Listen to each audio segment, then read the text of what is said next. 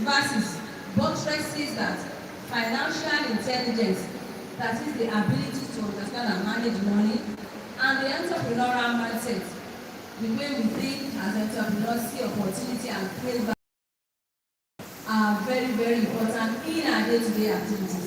And they are the two engines that really services businesses and the success of businesses. Now, what is financial intelligence? It is about understanding intelligence. The first one, which I consider the most important. So, financial literacy is about understanding numbers.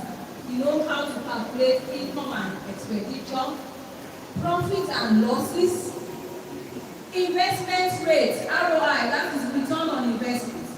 You need to common terms, not that numbers like liability, assets, investment, and cash flow without confusion. So, whatever venture you go into, you need financial literacy. The second one is budgeting, income and expenses. Even as a student, when they give you a monthly allowance, if you don't budget properly, you just find out that on day 10, everything is gone. And even we poor lecturers, that 40 days at times make a month. If you don't make a good budget, then I would like one is done 4. And then you wake up at 1 midnight and you start counting the ceiling. In Nigeria, they say you need to set an alarm. Your problem will wake you up. So if you don't make adequate budgeting for life,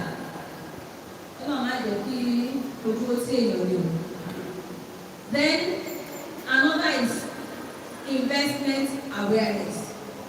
You should know whether an investment is realistic, whether it matches your financial goals, or the promise in return makes sense. You know, the awareness protects you from scam. Not going to invest your money in CPEX and the people who don't know. Not making the right investment. There is one going on now. I've forgotten, they said they now cajole students. They leave their studies and go into it. You know, your life. I just heard about it last week and I just ran online.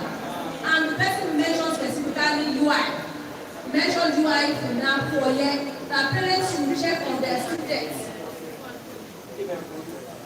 So, things like this, you need to be aware financially. Then, financial discipline. You need to spend wisely. Youth of nowadays, you like to use big things, and it's not your fault. That is the society we Africans. We like to show off. We like to live above our income.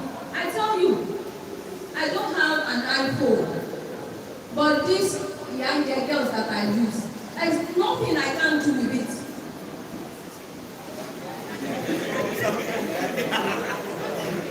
No, Samsung may be great. It may not be great. No, my brother. No. But you know that some of you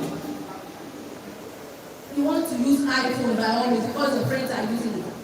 If your ROI buying a Samsung and an iPhone will not give you 3 times that money, then it's not worth it. The iPhone that you can buy and you are walking around tech road and they say most will be on by tea and on by phone the way. Why don't you invest that money into something useful and buy a phone that can at least serve you to do whatever you need to do? Some will go into petty business, some ventures. Their first money, they want to buy a car that they cannot maintain. You can handle like at times, there could be hardship in disguise. The improvement in fuel has really, talks to the senses of our students. Otherwise, you be competing for the parking lot with your students. Àwọn ẹṣin tó máa ṣí wọlé ẹni gan lecturer ẹ̀ lè rà. But now, Tinubu has humbled all of us.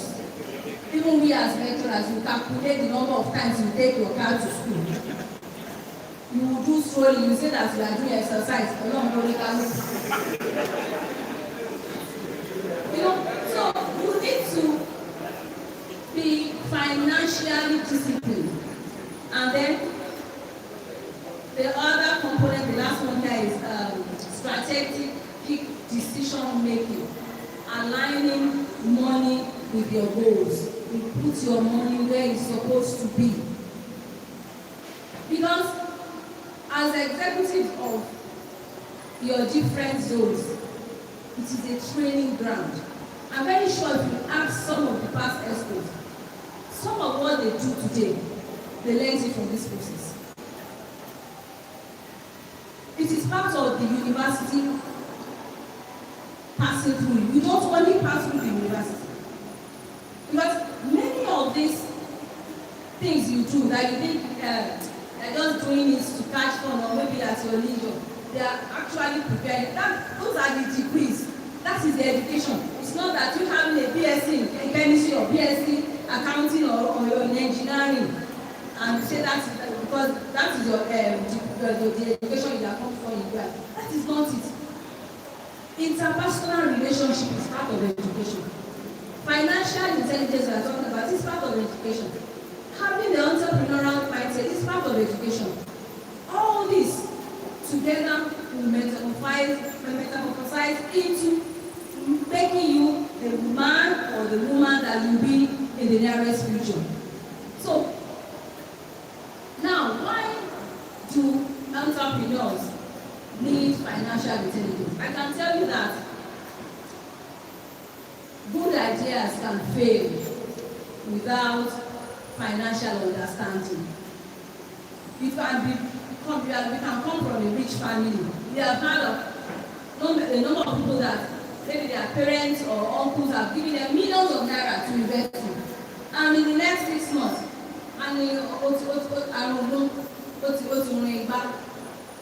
because the person does not have financial intelligence.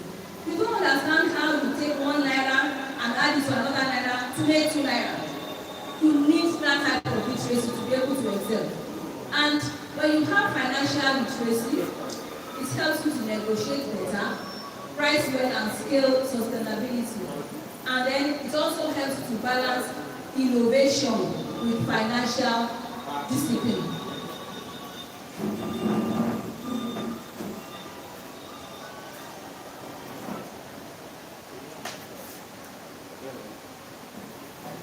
Entrepreneurial mindset. I think we should first understand what an entrepreneur is. I will simply define an entrepreneur as somebody who identifies a problem, seeks for solution, and then turns that solution into value. Entrepreneurship is about value creation. And entrepreneurship is different from business. A businessman and an entrepreneur, they are different type of people in the sense that when you talk about entrepreneurs, they create value.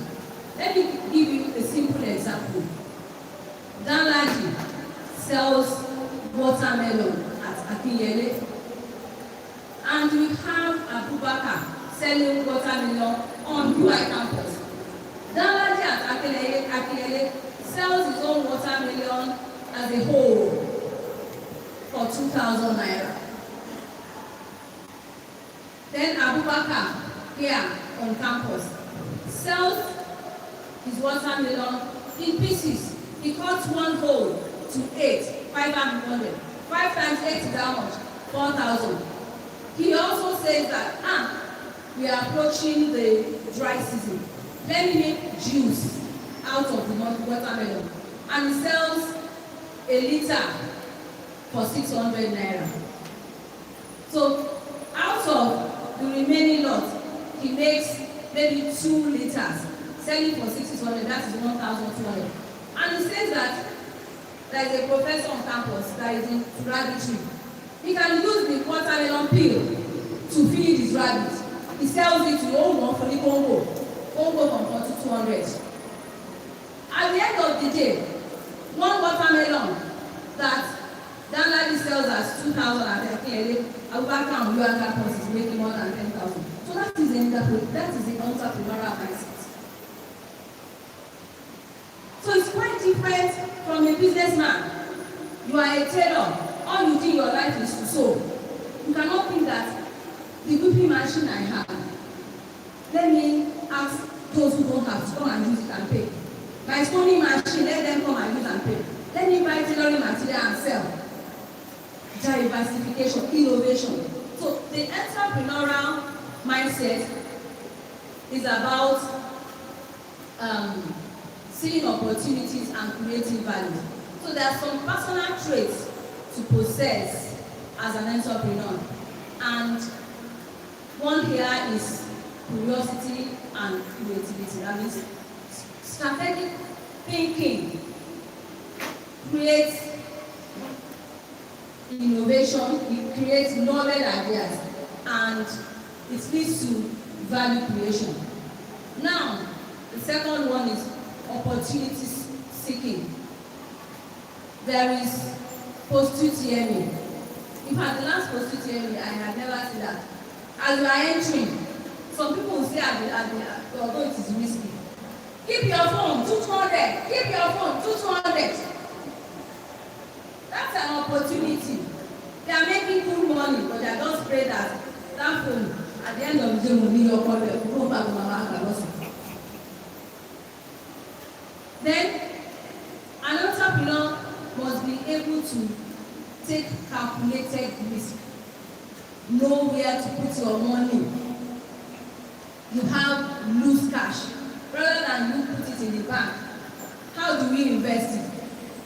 Do you want to invest in shares or bonds or whatever, or you want to invest it in another type of business? But that type of business has to be something that you know that your money will not go into drain. Other than tie your capital, know the type of thing you want to put your money into. Then resilience after failure. Almighty Allah has not promised us that everything will be smooth. He has said He's going to test us with everything we have. So at times you would have setbacks in your business, in your ventures, but the ability for you to be able to bounce back is part of the entrepreneurial mindset. Then continuous learning. You can't say because that is all. Because even Almighty Allah has told us in the Quran, we should seek for knowledge. For that time it was China that was the farthest place, even if it is as far as China. But now, people don't do geography. Australia, thank you, yes. Yes. So you need to learn continuously. And then value creation orientation. You need to balance value creation. Value creation is innovation, and value capture. Value capture is sustainability. Because if you create something, if you innovate and you don't sustain it, within a twinkle of an eye, it goes. Those who make mobile phone every day, version and software updates, they continue so that they can sustain it. Otherwise, all these agencies, if you don't have the motive, I put beside them. So, and then ethical commitment. Ethical commitment about leadership.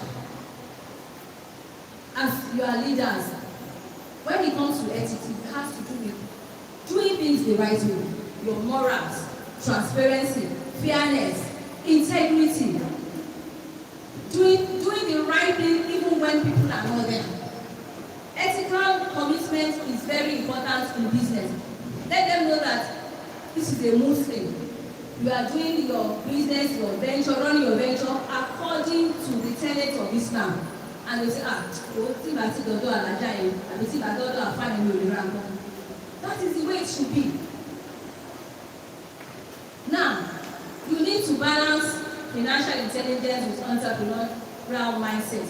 So one of the balance sheet is having vision. You need long-term investment planning. We have some people that have been in business for 20, 30, 40 years and they are still waxing stronger. It's because they have a vision, right now. Then smart risk taking, then innovation, diversifying income streams. That's the example of the watermelon person and the seller that I gave. Then discipline, you need to budget, do proper budget control, and then saving. Then resilience, recovering from financial setback.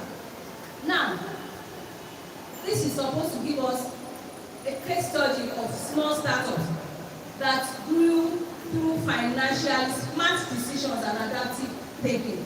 Initially, I was thinking of using Elon Musk, Jack Ma, Silicon Valley of Stanford, Tony Eluna, and I said, excuse me, we have a good example. How many of us know Vanguard Pharmacy?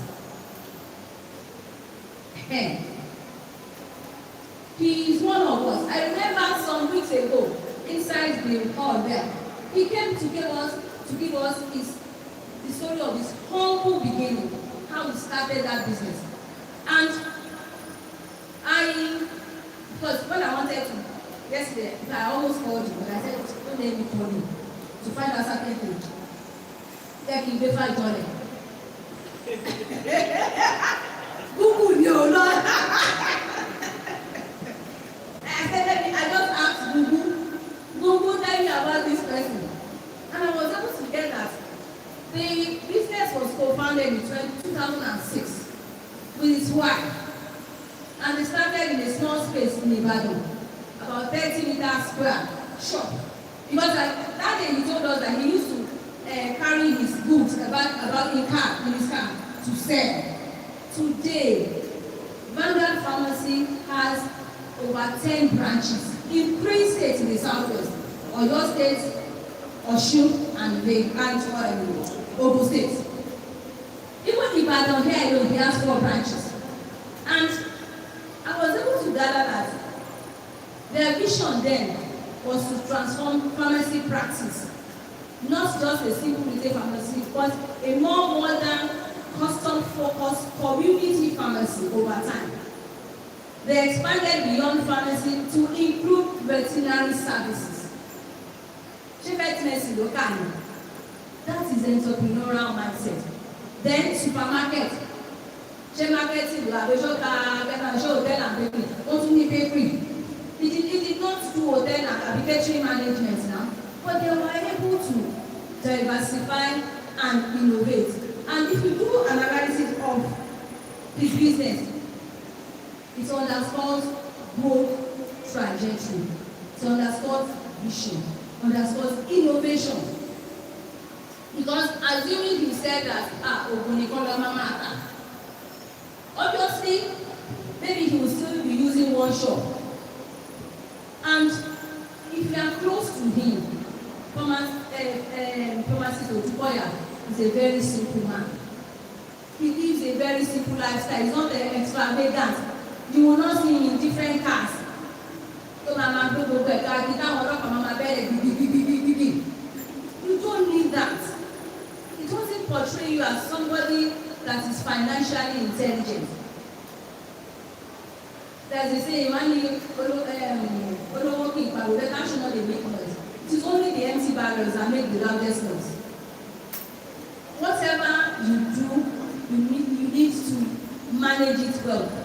You think like an entrepreneur and act like an investor. And there's some common mistakes to avoid as an entrepreneur.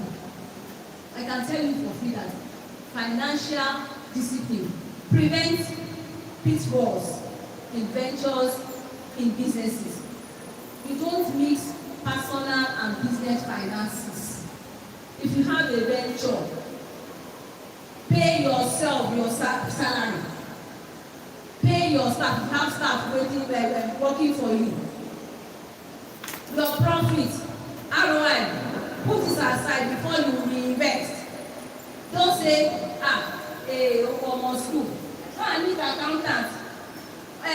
give him 200,000 naira out of your business money. You leave home in the morning, the wife will say, rice magic only. Oh yeah, accountant, buy me for only 50,000. You want to rice? No. You don't mix personal and business finances. Then ignoring financial data. You need to be data driven in your venture. Have an idea of what is happening today. Hope today wale. Tomorrow, wọ́n sọ pé àpò rice in Dubai. Obviously, you have to be in tune with what is happening. Then, over leveraging too much debt, particularly those who collect bank loan. One can share. Some will not be able to sleep. You need to manage your finances very well to be able to do well in business. And then, when you focus on profit alone and not cash flow, you need to focus on cash flow. Because if you think that profit, I sold something for 100,000, I made a profit of 25,000. That's good. But the cash, the money is not coming as it's supposed to be. And that's why, even as Muslims, they are return in your turnover. That is what makes your business grow. That is what keeps it growing. You don't need to overprice whatever you are selling. And then neglecting financial education, you need it. Part of what we do in my center, we run trainings for students, for staff, for even people that just want to start their business or venture, some that want to upscale, those are the type of things you need to do. Don't say because you are a student, you don't need to learn certain things. I'm impressed by many of you. I know some of you do so many online courses, to improve yourself, because you would wonder that these days, somebody that has a tutor might get a job ahead of somebody that has a first class. It's because the way you have positioned yourself, and that is very important. So, then building financially intelligent entrepreneurs, actionable strategies to take, continuous learning. I already talked about that, financial integration, mentoring, reading, then tracking spending and invest regularly. Then use data for decision making. I've said this. We call lecturers to come and give lecture. Give you one paper and class now.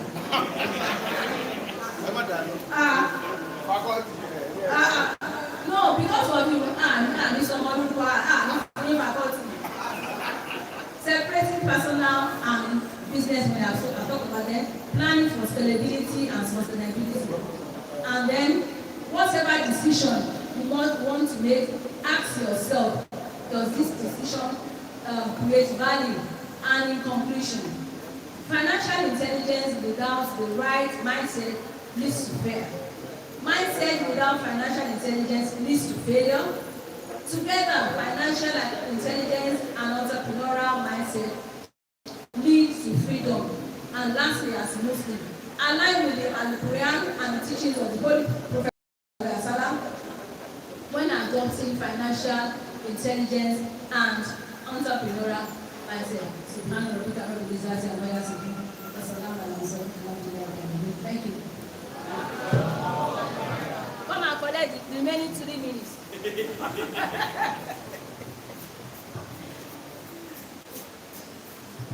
Let's just have a look. Now I'm feeling bad now that I give it paper again. Now we ask a lot to let you about that. So I hope you select questions together. But we like money a lot. We go in on it. So since we are talking about that, I hope we have a lot of questions. Now, so somebody reminded me that I'm going to introduce myself. I found this, but this was very good opportunity to introduce myself. But she just finished talking about something else in the office. So my name is, she also mentioned a name that is very related to my name. She said Ubikoya. And my name is Ubikoya. It's in Dubai. And my name is Yusuf Ubikoya Akibayo, General Department of Department of Computer Science, Faculty of Science. Faculty of Science. See, the mistake people are making. Yes, ma'am. Faculty of Computing Science would admit the first set of students 2025, 26 session. Your admission letter is Faculty of Science, you call ya. If you like, I don't know, if you want to go for NYS, go computer science. I know it should. I'm not paying faculty due. Mo ti wò pé tí wọ́n ti wọ́n bá ti wọ́n kọ̀m̀pútì ó ti lọ ní. Àpò abálọ̀rọ̀ yìí. So, faculty of science apparently, and I'm writing computer science for my exam paper like this. Computing, right? Computer level science, computer science, right? And I'm financial secretary. Oh, first, I'm the committee head of the joint work committee. It's my name that you see on the flyer. And I'm financial secretary, MSSN University of Ghana. So somebody was asking me for that one, like, I think my sister. And you don't ask me now. Now, so yeah, so we are going to take our questions now, and then we move on to the next session. So we'll probably be taking the question for the next session after Solar and break. So if you have questions, let's see our hands up. Anybody with question?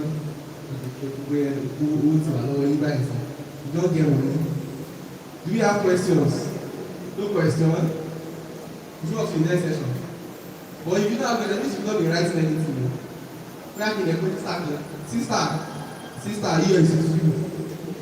What do you write in your notes? I'm talking to you. Yes, what do you write in your notes? Entrepreneurship. What do you write in your notes now? Be fast.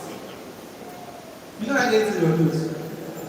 Tell us whatever you stand. But yeah, what do you write?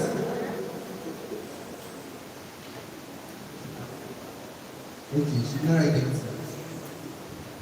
Yeah? What's your name? Sister Kileto. I'm not saying I should give you. I'm very good. Now, if you don't have any question, we'll move on to the next session. Once again, how many sessions did I say we'll be having? How many have we had now?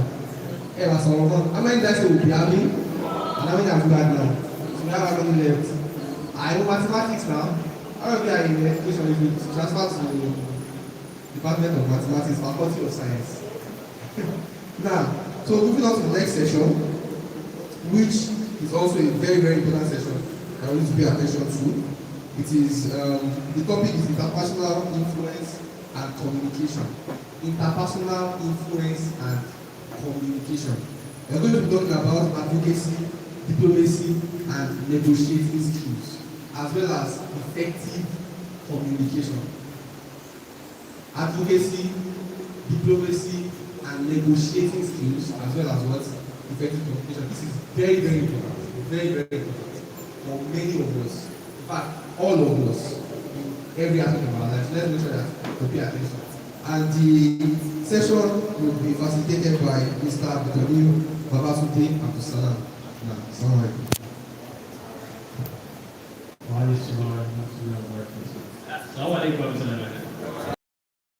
First, appreciate our mother for our presentation. Like I told you the other time, some of these things that we brought here today are what people pay for. And you may not know it, but until you graduate, you discover that you have to pay for some of these things. So it's important that we appreciate that. Now, the person that we have brought here, you all know Prof. Because Prof is the faculty, is a university. We brought him from outside. He was the editor, the person that resuscitated Azikri magazine. Yes. Yeah, he was the one that resuscitated Azikri magazine. So everybody that we have brought here are people that have served one way or the other. And you couldn't do the 2-1. No, don't do that. You couldn't do the 2-man, despite they doing all those things.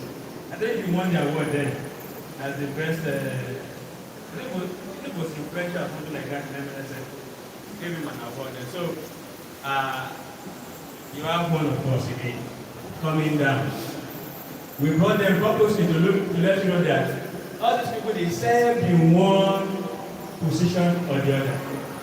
Yet they still graduated well in flying colors. You see, everybody that we are seeing here, they graduated well. And they were not declining offers to serve the society like many of you were doing. It's something that is quite painful to me. As at this morning, when he was saying that we are concluding the Shuro thing, I said, what have we concluded? Because we still likely to please some people, and it's sickening, thinking that, okay, if I face my academics alone, it's enough for me to. This managerial situation you can never get it anywhere. We learn how to plan programs. Yeah. Like the people are doing now, like all these people are doing organizing programs for us. Some of them, that is one day I never worked under anybody until after his PhD. He was a millionaire before he got the PhD. Like he now started working for people. You don't understand. He became a millionaire, working for himself. Then he now he wanted to give back to the society. After his PhD, he now took up a lecturing appointment. And his business is still running. He never worked under anybody. And he got the people he started with are people that he met while looking for money for MSSN and all those networks that he built. He leveraged on all those things and is using them up to now. The first set of his customers were who? His friends in MSS and things like that. So it's important.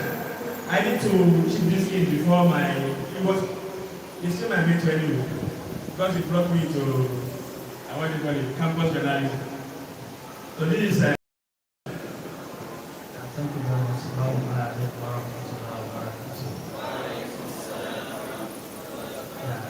Any time about the next important. But I always refuse to be flattered. Yeah. So it's also good to meet her today. I think I'm meeting her for the second time. Yeah. The first time we were together in that hall, I think for the same event you mentioned about. Yeah. So it's a pleasure of meeting you now. So I also use you as the point of contact to greet everyone on this side of the table, and as well as the inductees. Assalamu alaikum wa rahmatullahi wa barakatuh. Yeah, I wouldn't know why the topic, when you give prof a topic, that topic was very simple. How do you make money? And she went straight to the point. When I came in, I also met Dr. Osheni speaking. And what I met him talk about was about how I was able to navigate the world of MSSN and still be a doctor today. When you now give me a topic, you now give me 3 or 5 topics in one. How do you, and I'm not a doctor, I'm not a professor. How do I do that now? So I'll just share some of my thoughts with you, and I hope that the little I'm able to say will make sense and it will germinate. I'm from Madrid, so it will germinate, it will sprout, and it will become a forest in your minds. So, giving us the background about the topic, what is leadership all about? To me, leadership is all about influence, it's about guidance, and it's about service. Influence, a leader is someone who is able to influence others, to act, to behave in a certain way, in such a way that the goals are realized. That is, if there are no goals, if you have no destination, you find yourself in leadership position, then you are just taking a stroll, because you are not guiding anybody. There's nobody following you. You are just taking a stroll in the park. So there's no leader without followers. And the duty is to envision some goals, and you try to infect others with that vision in such a way that everybody is seeing what you are seeing. and you're able to guide them towards attaining that goal. It's about guidance, because you are going to be here today. Not many of you, or not many Muslim students on this campus are on this seat. And there are so many of them who are Muslims still on this campus. How do you guide them to be Muslims? And how do you guide them in such a way that that goals of MSSN that you want to achieve, you will achieve them? And it's about you offering your service. It's about you offering your service. The people who picked you might have seen, or they must have seen something unique in you, and they believe that you should be able to give something. So the life of a Muslim is all about service. It's all about making sacrifice. And these are the things that give you leverage, these are the things that give you influence. Because someone told me that every time you are given a leadership position, it's like you are given an opportunity to make yourself loved. Once you are given an opportunity to make people like you, now what do you need to do to make people like you? Just get out to their needs. Just get out to their needs. Care for them, care about them. When you see that you have genuine interest in them, they will like you. That is your source of power. That is your source of authority. That is the only time you can say, oh, I'm here on this campus. We are not going to pray, or we are not going to go to the class. And your lecturers will be calling you, let us stop. Because you have people that are following you. Are you getting it? Remember that story of Rasulullah after making that pledge. They wanted to go into Makkah, or they wanted to enter Makkah, and they reached a truce, and you have to go back to Medina. And the followers were like, we have seen Makkah, we must enter, we must enter. They said, let us go back, we are not going to do again this year. And someone advised him, go and shave. And immediately Rasulullah shaved, then all other persons also started shaving. And was able to achieve it without raising noise.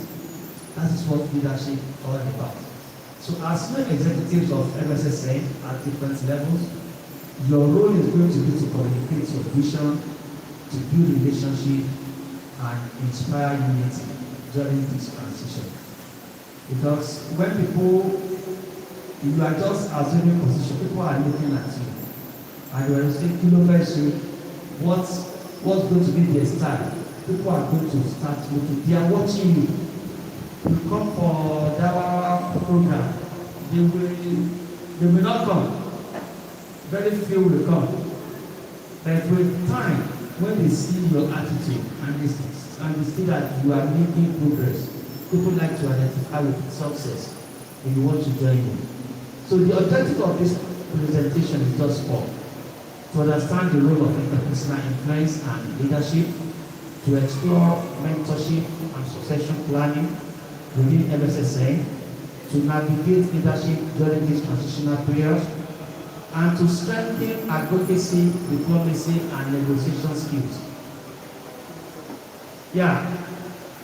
Like I said at the beginning, jokingly, whatever we do today, whatever we do here now, is not going to make you a pro in each of these areas that we want to talk about. But at least we'll have an idea of what it takes to get some of those things done. Each of the slides I'm presenting today is a course on its own.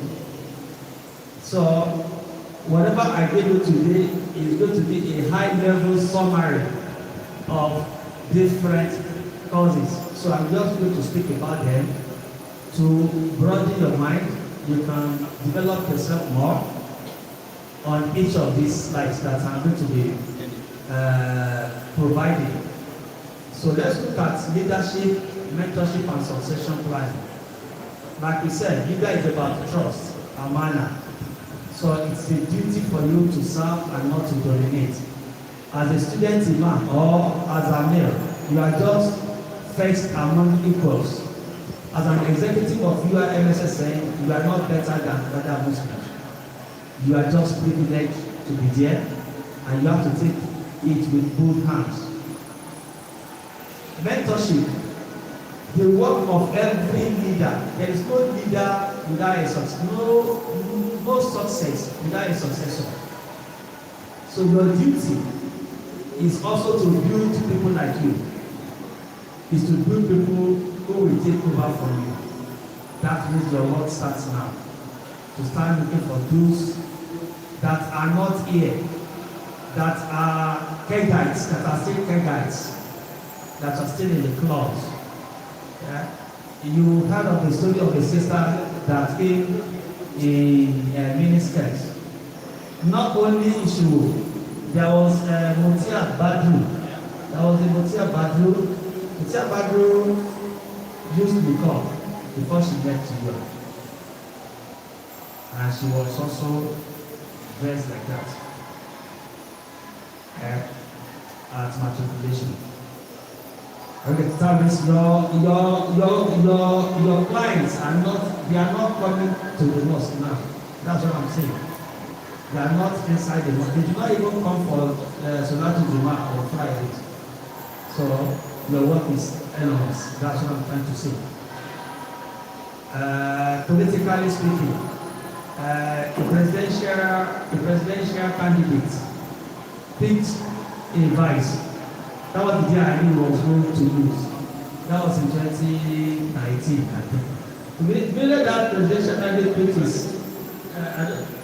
okay, I said, what to lose.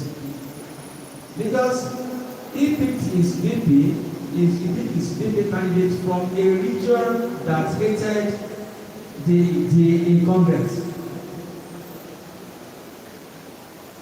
And because they hated him, he picked his candidate. As a strategist, you don't give them that slot because you have to go for people that do not even like you. Because those people, even if you say the enemy of my enemy is my friend, whether you pick from them or not, they will vote for you. So you pick for those that have not made up their mind. Are you getting it? So succession planning ensures continuity, stability, and institutional memory. So whatever you achieve, who are those to carry on when you are no longer here? So like I said, the work starts now. When the leader gradually is successful, the nation dies. Today, one of the contributing factors that made the current president win his election is because of a particular person. Yeah, there are so many factors, but one major factor that Tinubu is the president of Nigeria, Fashola. Because Fashola performed, people were willing to forgive all the sins of Tinubu. Are you getting it? That means your duty is to find people who are also better than you. Now, leadership. Okay, let's just continue.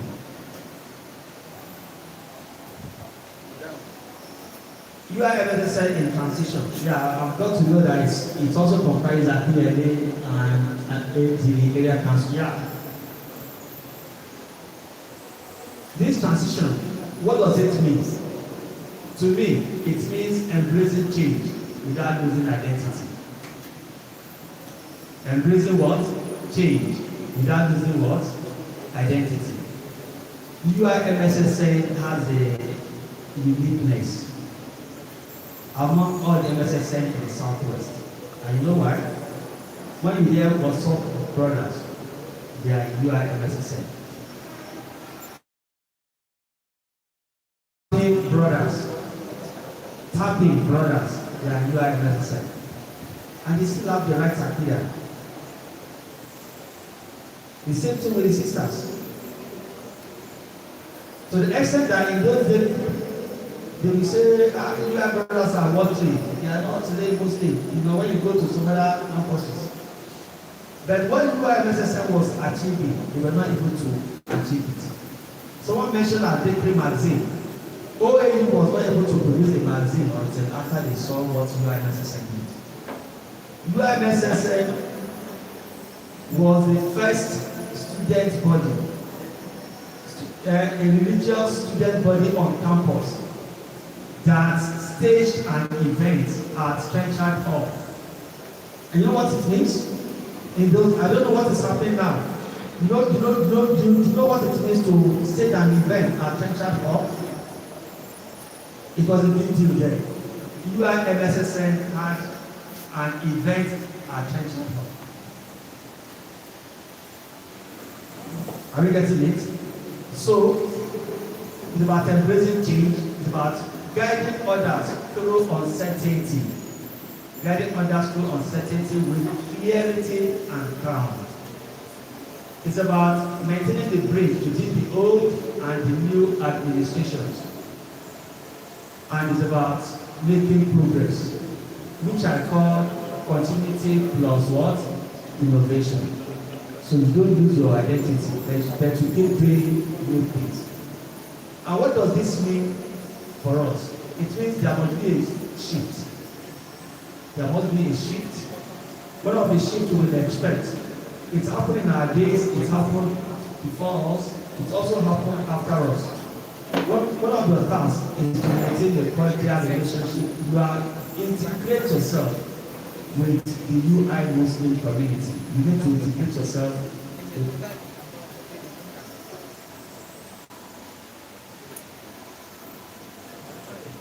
you have to integrate yourself with the UI Muslim community.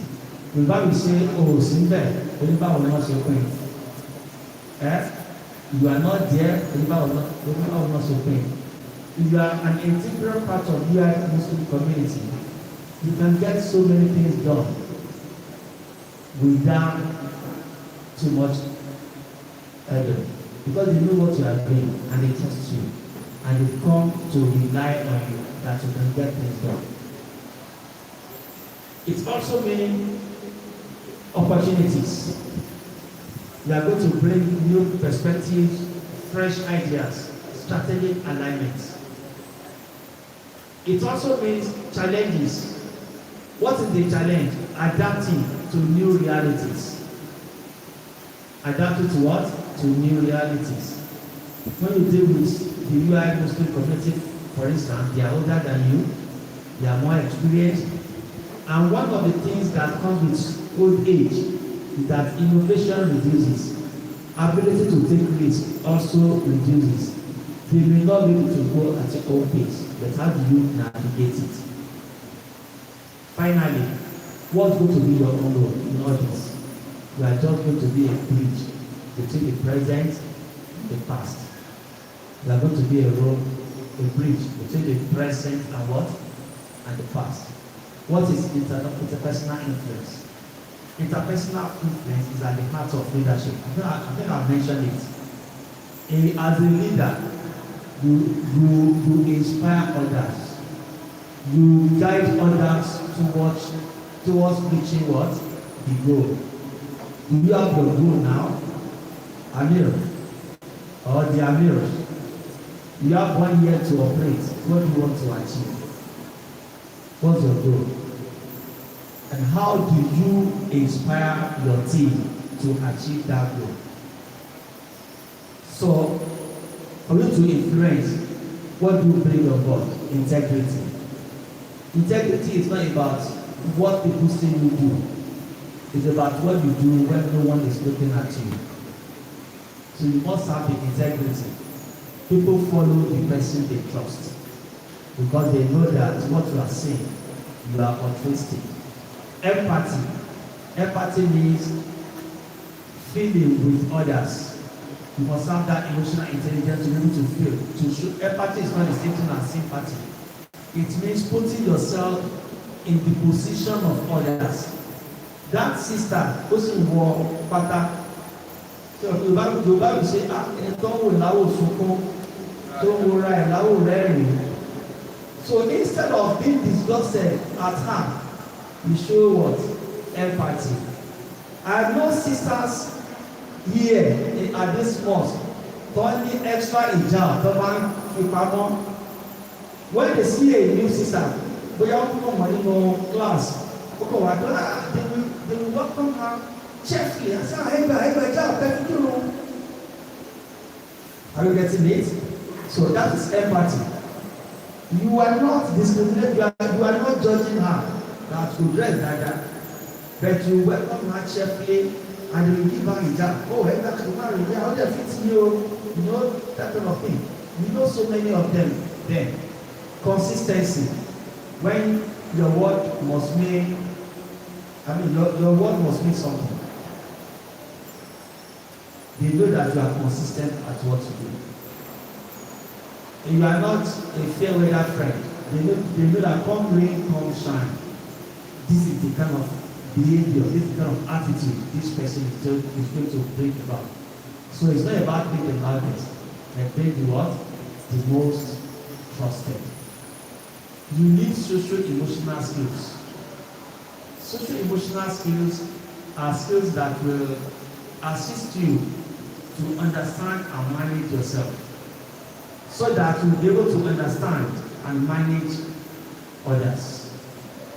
If you cannot manage yourself, you cannot manage others. If you don't understand yourself, you cannot understand others. These skills are 14 in number. Like I said, it's a course on its own. Dr. Tuji, we did it together. You will need at least 4 different sessions of a minimum of 4 to 6 hours to have this. And I'm sure some of you now have it. I don't know if they are here. Some of you have been trained to deliver, to present it. So you don't need to invite me. Have you?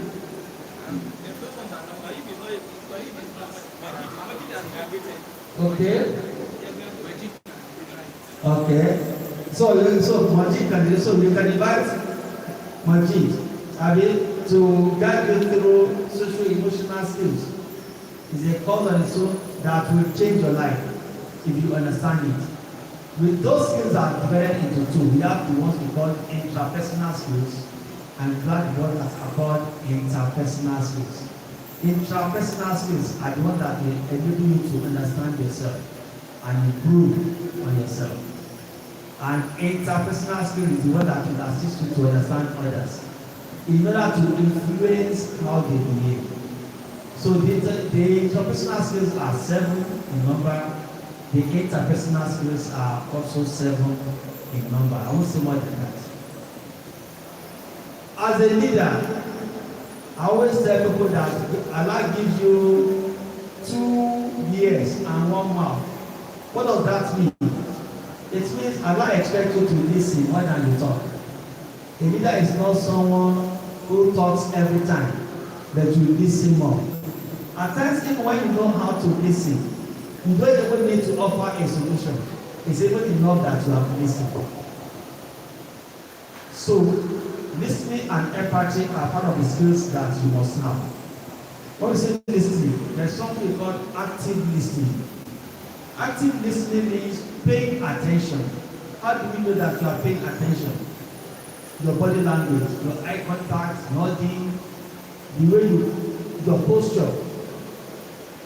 All these things will tell the next person that you are listening right, and your ability to ask the right questions. Ability to ask what? The right questions when people speak. At times, you don't even need to provide a solution. By the time you continue to ask the right questions, the person will know the answer himself. Are you getting it? Now, how do you show empathy? There are so many ways by which you can show empathy towards people. You have to learn to be kind, to be curious.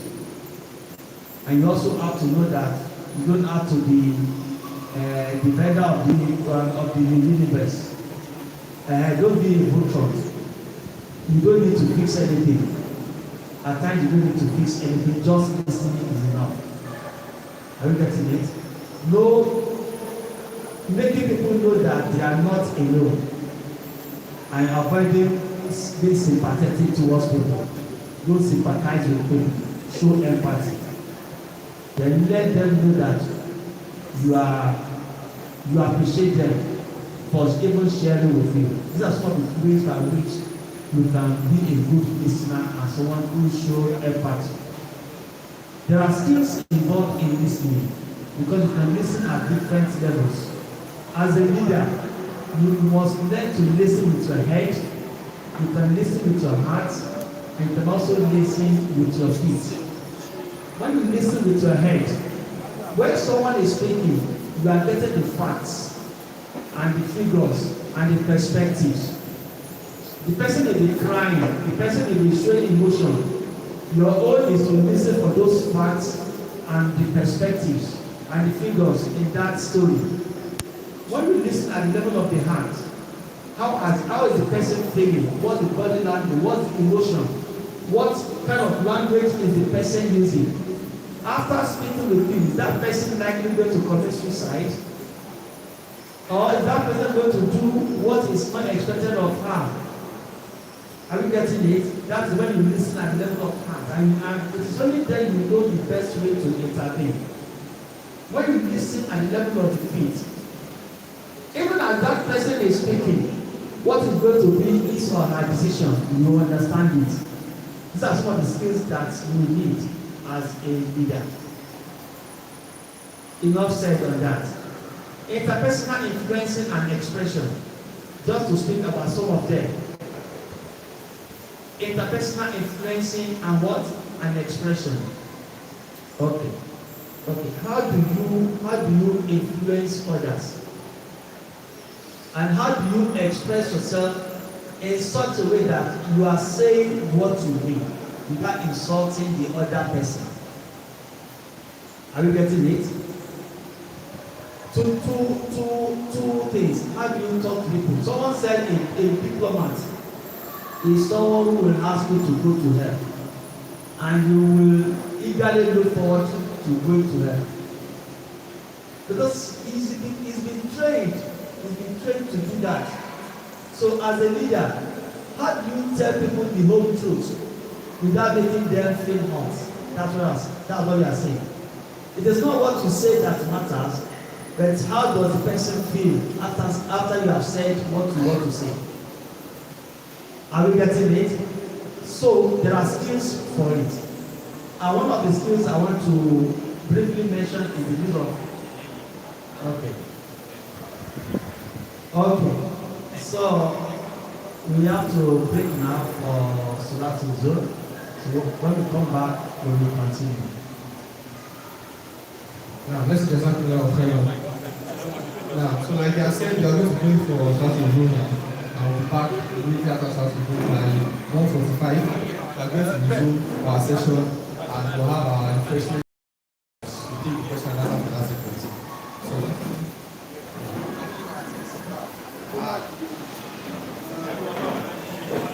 now, so I have